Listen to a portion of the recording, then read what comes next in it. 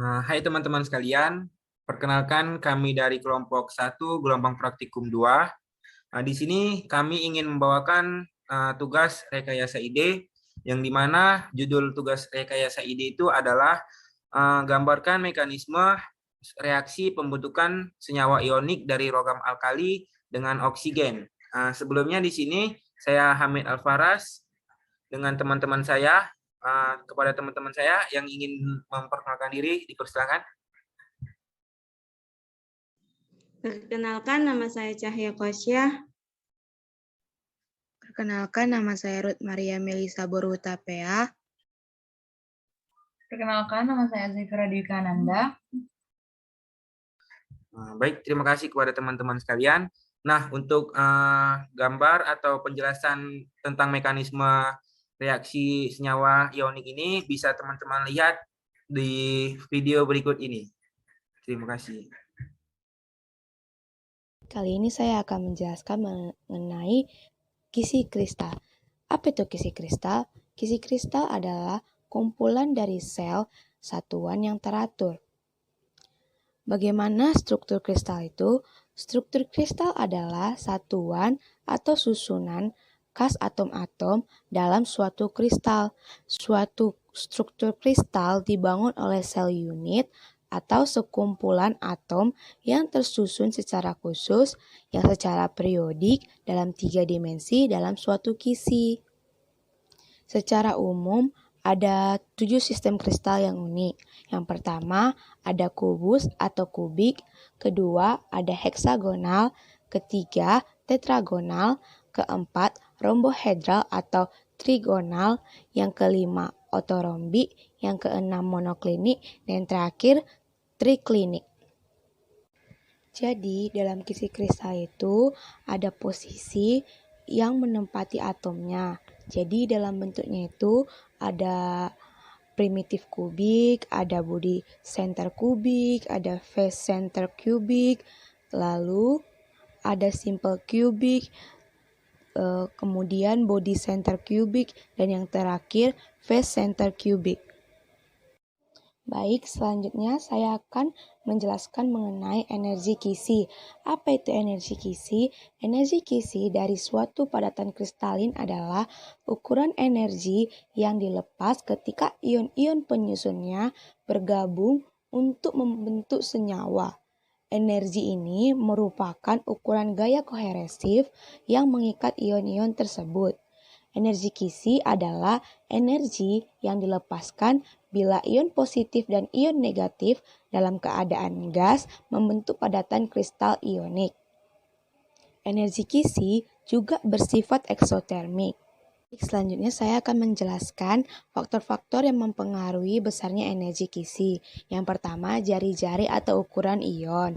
Jadi, semakin besar ion, maka semakin sulit ion itu disusun atau ditata menjadi kristal. Jadi, semakin kecil energi kisinya. Kemudian, jika kecil ion itu, maka semakin mudah dia dibentuk atau ditata menjadi kristal, sehingga semakin besar energi kisinya. Kemudian yang kedua yang mempengaruhi besarnya energi kisi itu yaitu muatan ion. Semakin besar muatan ion, maka semakin besar gaya elektrostatik. Sehingga semakin mudah ion itu bergabung, maka semakin besar energi kisi yang dihasilkannya. Begitupun sebaliknya. Kemudian untuk penentuan energi kisi suatu senyawa bisa ditentukan melalui siklus Born-Haber. Kemudian, saya akan menjelaskan siklus Born-Haber. Apa sih siklus Born-Haber itu? Siklus Born-Haber adalah suatu pendekatan yang digunakan untuk menganalisis energi reaksi. Pendekatan ini dinamai dari dua ilmuwan dari Jerman, Max Born dan Fritz Haber, yang mengembangkan pendekatan ini pada tahun 1919. Jadi, siklus Born-Haber ini digunakan untuk menghitung energi kisi, atau lebih tepatnya entalpi pembuatannya. Jadi, siklus Born-Haber ini menerapkan hukum Hess untuk menghitung entalpi kisi dengan membandingkan perubahan entalpi pembentukan standar dari senyawa ionik atau dari unsur ke entalpi yang diperlukan untuk membuat ion berbasa gas dari unsur bebasnya. Jadi di siklus Born-Haber ini menampilkan secara grafik proses pembuatan senyawa ionik dari unsur-unsurnya. Dalam diagram siklus Born-Haber terdapat panah yang mengarah ke atas ataupun ke bawah. Jadi arah panah yang mengarah ke atas menunjukkan reaksi endoterm, sedangkan arah panah yang mengarah ke bawah menyatakan itu reaksi exotherm. Saya akan menjelaskan salah satu dari siklus Born-Haber yaitu LiO. Pertama, kita tentukan dulu entalpi sublimasi dari LiO2. Kemudian itu ada panah ke atas menandakan dia endotherm. Kemudian masuk ke entalpi ionisasi Li. Jadi menjadi 2 Li positif gas tambah O gas. Kemudian ditentukan entalpi ionisasinya 2 Li positif ditambah O min. Kemudian panahnya itu turun ke bawah menandakan dia eksotermik, di mana 2 Li positif ditambah O min. Selanjutnya 2 Li positif ditambah O min menghasilkan entalpi akhir, yaitu Li2O. Jadi inilah energi kisinya. Baik, di sini saya akan menjelaskan mekanisme reaksi senyawa ionik kalium dengan oksigen. Jadi di sini saya tulis 2K dalam fase solid ditambahkan dengan setengah oksigen dalam fase gas. Ini pada tahap awal pembentukan reaksi. Kemudian tahap selanjutnya yaitu adalah tahap sublimasi, yang dimana pada tahap ini adalah perubahan fase dari fase solid menjadi fase gas. Jadi 2K gas ditambahkan dengan setengah O2 gas, sehingga kita bisa tulis delta H1-nya. Kemudian untuk tahap kedua yaitu adalah tahap disosiasi, yaitu adalah dengan cara penyetaraan reaksi. Reaksi ini kita setarakan dengan ini menjadi 2K dalam fase gas ditambahkan dengan O dalam fase gas, oksigen karena udah dalam penyetaraan reaksi yang disebut dengan disosiasi atau penyetaraan reaksi. Jadi di sini kita bisa tulis delta H2. Kemudian untuk tahap ketiga yaitu adalah dengan penambahan ionisasi menjadi 2K positif ditambahkan dengan O negatif dalam fase gas. Sehingga kita dapat tahap ionisasi dari oksigen menjadi 2K positif ditambahkan dengan O negatif dalam fase gas, sehingga kita dapat energi kisinya menjadi kita tulis dulu awal reaksinya tadi 2K dalam fase solid ditambahkan dengan setengah O2 dalam fase gas menjadi K2O, kalium oxide. Mungkin ini saja yang saya bisa sampaikan, lebih dan kurang saya mohon maaf. Terima kasih. Baiklah, di sini kita akan membuat siklus Born-Haber dari Rb2O atau rubidium oksida. Langsung saja kita membuatnya, yaitu pada tahap pertama, tahap sublimasi, di mana kita mengubah fasa solid dari rubidiumnya menjadi fasa gas. Maka didapatkan 2 Rb fasa gas ditambah setengah O2 fasa gas. Selanjutnya kita masuk ke tahap kedua, yaitu tahap disosiasi. Di mana pada tahap ini kita akan mengubah O2 setengah dari O2 itu menjadi O dengan cara setengah dikalikan 2. Maka didapatkan 2 Rb fasa gas ditambah O fasa gas. Selanjutnya kita masuk ke tahap ketiga, yaitu tahap ionisasi dari Rb, di mana kita akan membuat Rb-nya ini menjadi Rb positif. Maka didapatkan 2 Rb positif fasa gas ditambah O fasa gas. Selanjutnya kita masuk ke tahap keempat, yaitu tahap ionisasi dari O.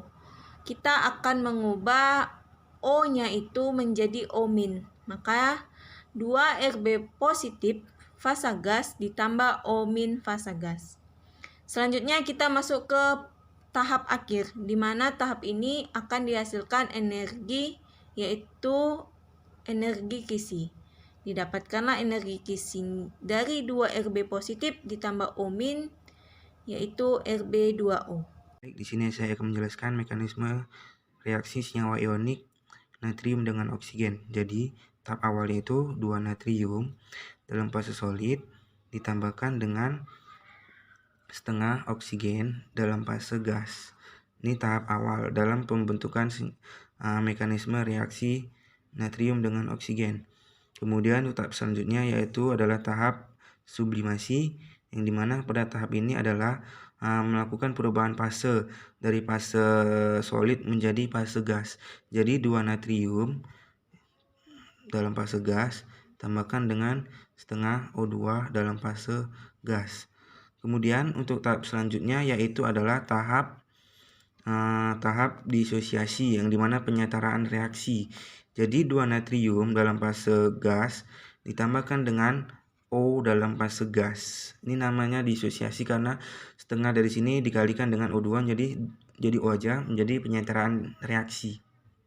Kemudian untuk tahap selanjutnya yaitu adalah dengan tahap ionisasi. Jadi 2 natrium positif dalam fase gas ditambahkan dengan oksigen O-, oksigen negatif dalam fase gas juga, sehingga didapat delta H dari ionisasi oksigen menjadi 2 natrium positif dalam fase gas ditambahkan dengan oksigen negatif dalam fase gas. Kemudian kita dapatkan energi kisinya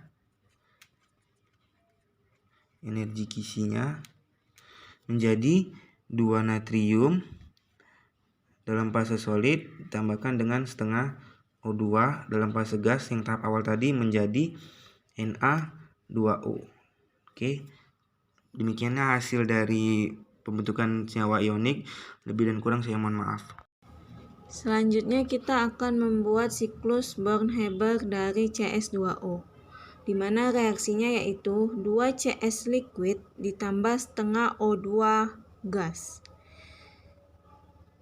Untuk membuat siklus Born-Haber, kita masuk ke tahap pertama, yaitu tahap sublimasi, di mana tahap ini kita mengubah fasa liquid menjadi fasa gas.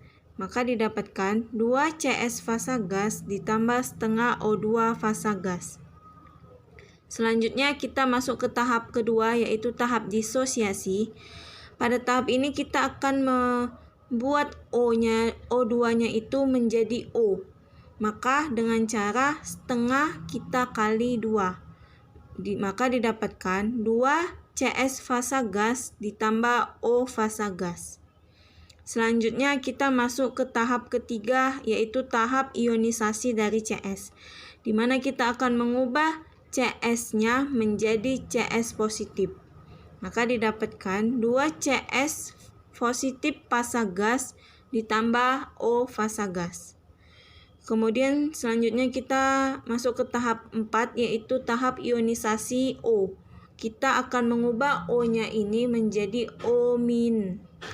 Maka didapatkan 2 CS positif fasa gas ditambah O- fasa gas. Dan kita masuk ke tahap akhir, yaitu di mana pada tahap ini akan menghasilkan energi berupa energi kisi.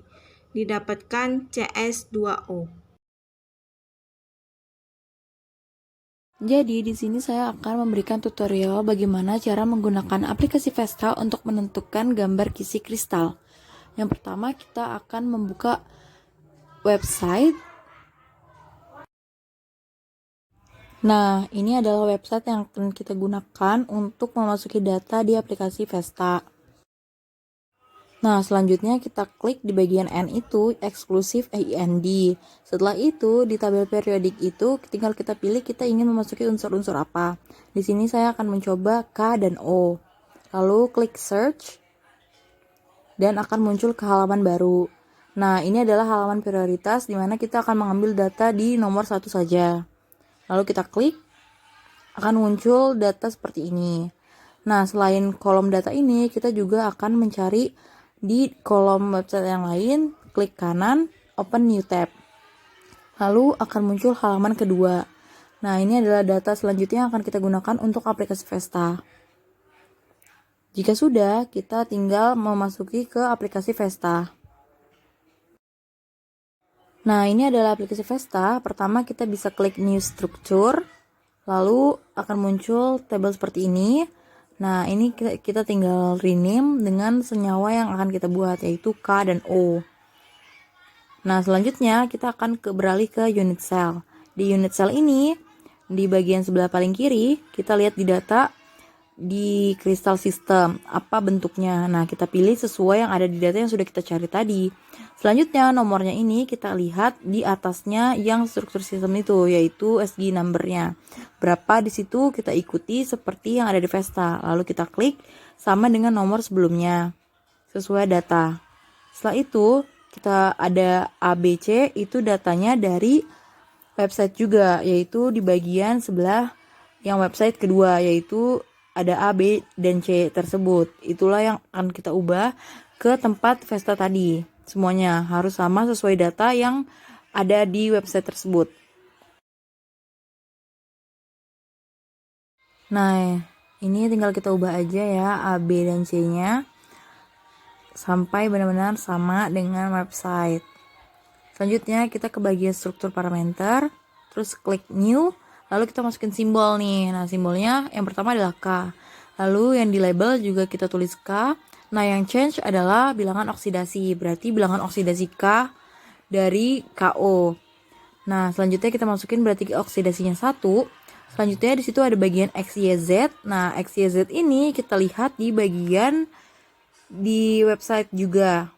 Nah, itu ya sesuai tadi kita bikin di tabel periodik K, maka kita masukin data XYZ yang K.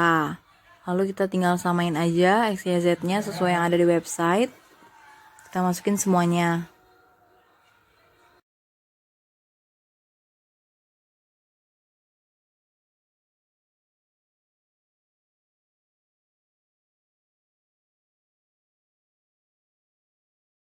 Setelah udah, kita bikin klik new lagi. Nah, kali ini simbolnya adalah O, karena kan kita buat adalah KO. Nah, selanjutnya kita tinggal buat juga labelnya O, dan charge-nya berarti bilangan oksidasi O, yaitu -1. Nah, di XYZ juga kita dari website, itu ada datanya, tinggal kita masukin sesuai data yang ada di website tersebut. Satu persatu ya.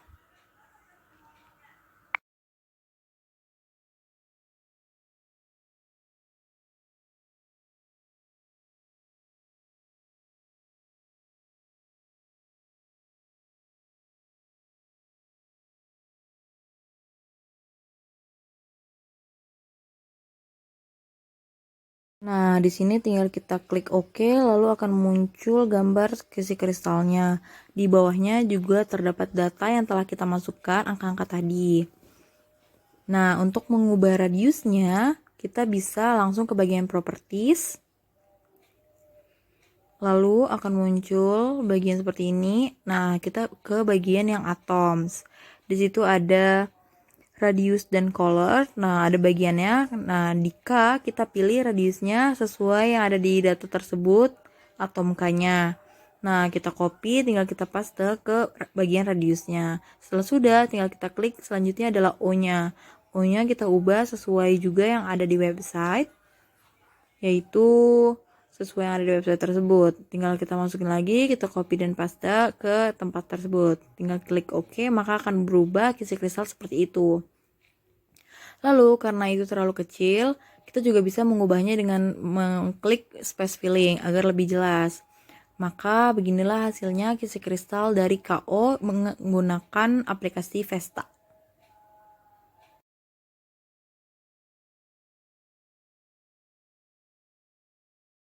Nah, di sini sudah ada beberapa senyawa yang sudah saya cari juga menggunakan aplikasi Vesta, yaitu pertama di sini ada LiO berbentuk seperti ini. Selanjutnya ada NaO berbentuk seperti ini dengan warna kuning dan merah.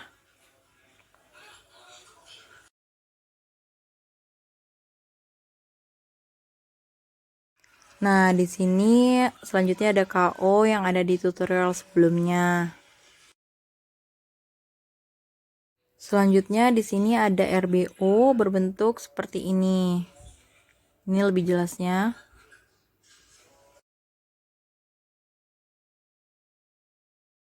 Yang terakhir adalah CSO berbentuk seperti ini dengan warna merah dan hijau. Jadi itulah tutorial menggunakan aplikasi Vesta untuk mencari energi kisi kristal. Sekian, terima kasih. Terima kasih kepada teman-teman sekalian yang telah memaparkan atau menjelaskan bagaimana reaksi pembentukan senyawa ionik dari logam alkali. Demikianlah hasil video atau presentasi dari tugas rekayasa ide ini. Lebih dan kurang saya mohon maaf selaku perwakilan dari kelompok 1, gelombang 2 praktikum. Lebih dan kurang saya mohon maaf. Terima kasih. Dadah, sampai jumpa.